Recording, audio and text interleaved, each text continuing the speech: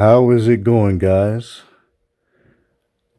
I am back with another deep dive into an issue of muscle and fitness. And this one is from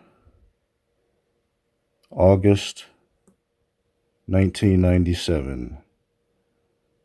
So this is pretty old. I had more coming, from early 90s, mid 90s, late 90s, early 2000s, mid 2000s. I keep finding these freaking things. So glad I never threw them away. I mean, I'm dead serious. I just keep finding them. I look under my bed, I find magazines. I go into my closet, I find magazines. You know, so, you know, something I wanted to say. Eyes turn when you have a commanding body. There's truth to that, but this is why people are so screwed up, man. I mean, like, I think men probably suffer from body image issues as much, if not more, than women do. But anyway, something I wanted to say. I make a lot of comments about anabolic assistance. As far as I know, you aren't allowed to say the S word.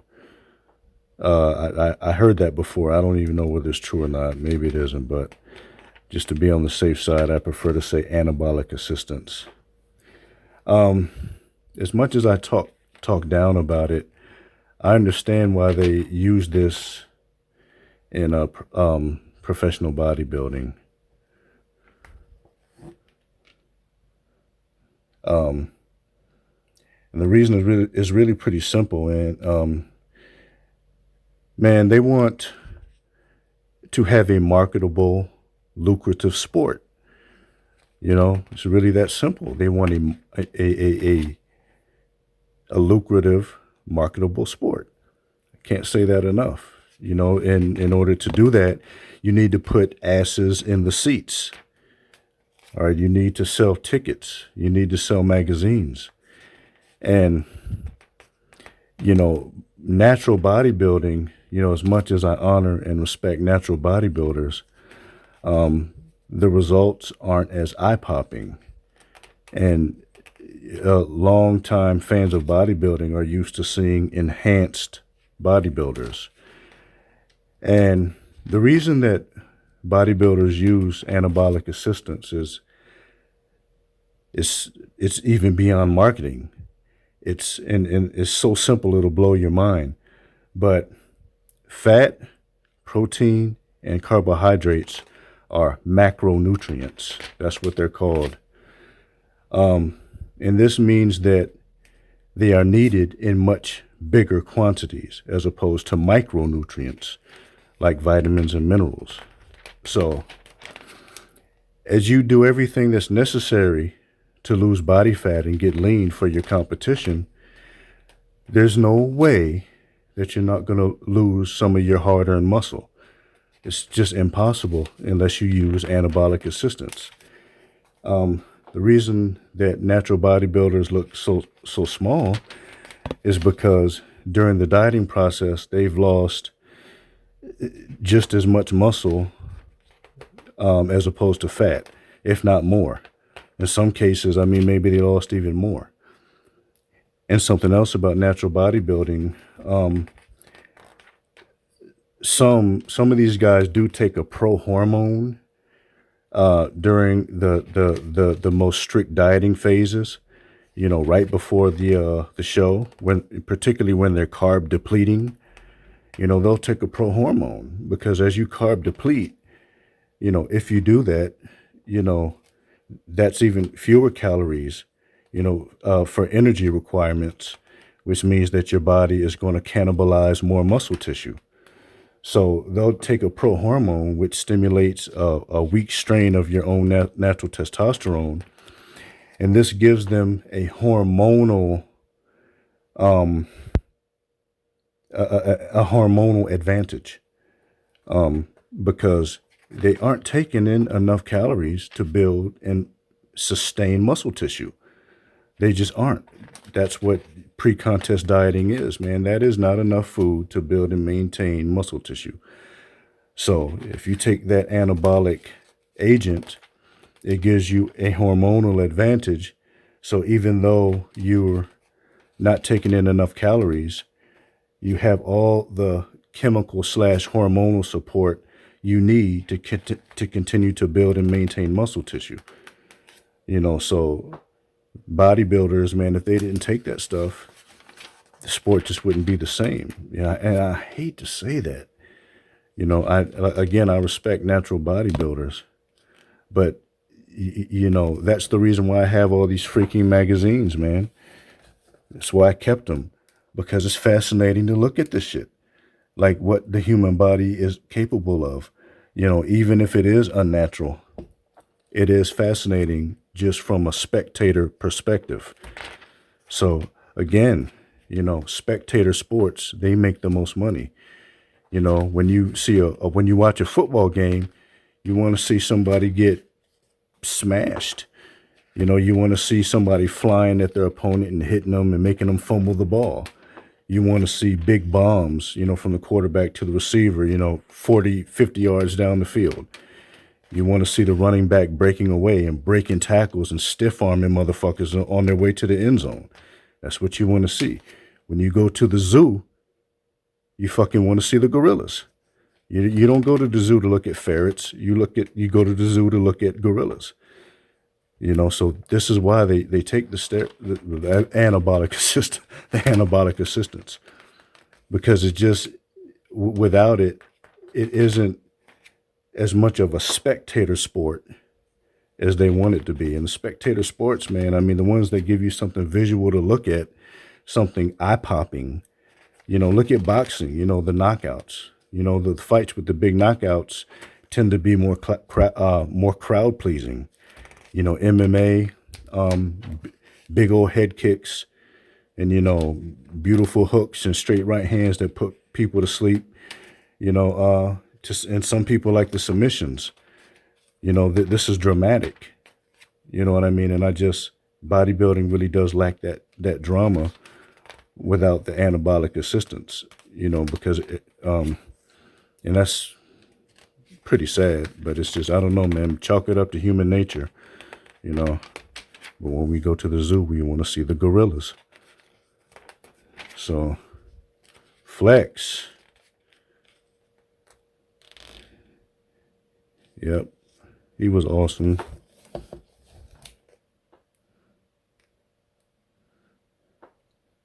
Classic lines, full muscle bellies. I think, if he really, he competed during the era of the mass monsters, and although he's really big and full, he's not, he wasn't as big as some of the guys. There is one Olympia when he tried to pack on a lot of size. And I don't remember which one it was, but he knew that he was competing in the mass monster area, in the mass monster era, rather. There's one in particular. I saw a video about it. Maybe it's Nick Strength and Power or something. Or somebody said something about it, but I don't know. But he did come in bigger than ever in one particular competition, which I can't name off the top of my head. But Sean Ray. Yeah, I just think I really wish sometimes that the sport would have focused more on the Sean Rays and the Flex Wheelers and the Leela Bradas and the Francis Benfados, all the more aesthetic guys, personally.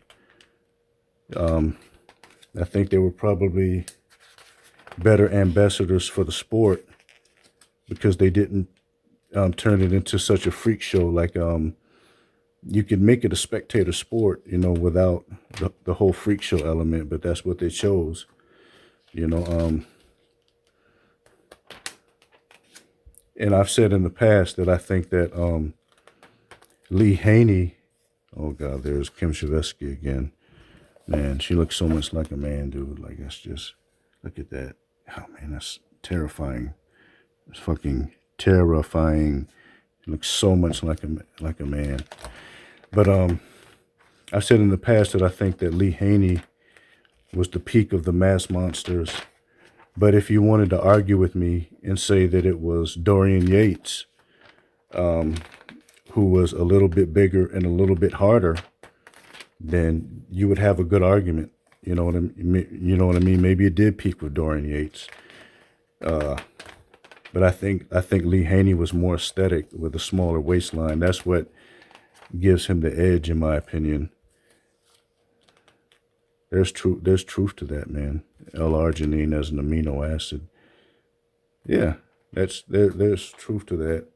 I talked about it before. It releases natural growth hormone. And natural is always better. But I wonder what would happen if natural bodybuilders used a bunch of L-arginine during their pre-contest preparation. I wonder if it would make a difference. Premature ejaculation, a problem that need not be. All right. Timing is everything. But yeah, I've talked about Lee Haney, you know, having the smaller waist and being more aesthetic. And that's what kind of put him on the edge, over the edge. But, you know, Dorian Yates was definitely harder and bigger. I mean, he was grainy as hell. You know, I said, wow, when I saw Lee Haney. I mean, I said, wow, when I saw a lot of bodybuilders initially. Lee Haney is one, and I felt the same about Dorian Yates. I saw a video he has. It's called Dorian Yates, Blood and Guts. I don't know if it's on YouTube. A guy that I used to work with when I was training at Washington Sports Club. I worked there as a trainer for about, I don't know, a year and a half. It sucked. But a guy that I work with let me borrow the VHS tape. This is that long ago. But this is like the early 2000s, like 2001. He let me borrow it, man. And it'll Speak of the Devil, Dorian Yates. That was a really awesome video, man. If you ever get a chance to check it out, it definitely kind of gets you pumped up and makes you want to work out. Dorian Yates was really an intense dude, man.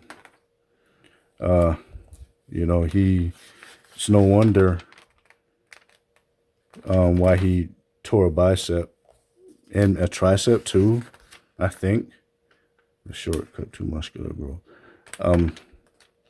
No, I can't exactly remember, but he tore it. I know he tore the bicep.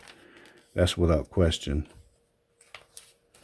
But yeah, he trained really hard.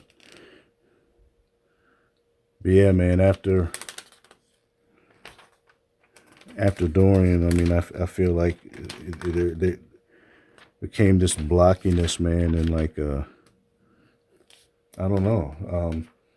Ronnie Coleman was awesome. He was pretty symmetrical. Yeah, he maybe you could say that it peaked with Ronnie Coleman. I may have to go back and look at some more Ronnie Coleman's posing, but off the top of my head, I can't remember. Big Lou, I can't remember him having any major bloated gut, you know, the bubble gut, as I've heard it referred to as before. But maybe he did, you know. But honestly, I wasn't super tuned into bodybuilding during the Ronnie Coleman era. I think during that phase, I mean, I think the dominant guys probably should have been like, you know, although that you can make a really good case for Dorian, because he was so hard, man, and so grainy. He didn't have the best shape, but man, he was so much harder than everybody else on that fucking stage, man, every time. So, you know, I can't say that it was some total ripoff when Dorian was winning constantly. It wasn't, man. This motherfucker was really hard, grainy as hell, man, and just so dense. You know, so there's that, you know, but you could have made an argument that Flex Wheeler and Sean Ray, you know, Dexter Jackson only won one. He won the 2008 Olympia. But you can make an argument that they could have been the dominant guys, some of the more aesthetic guys. But then again, I mean, people would always be able to make an argument for Dorian and his grainy hardness. So maybe they made the right choice. It's a very subjective sport. So this one isn't exactly in mint condition. You can see all these wrinkles, but it's still pretty good, especially when you consider that it's from 1997. All right. I'd like to thank you guys for tuning in. Man, I have a bunch more of these, man. I'm not kidding. Like I said, I keep finding them. I have a bunch more, you know, and some bangers, you know, like big collector's editions with like, you know, that I'll probably have to do in a 2-part series because they're so freaking long. I have a bunch of them. Like, you know, 20 plus years is a long time, but I really just forgot, you know, how much money I spent on these damn things because I have so many of them. So, all right, you guys be safe. Please like, comment, share, subscribe, and I'll be back with more content on the fitness industry, personal training, and strength training in general. Thank you so much for watching. Bye-bye.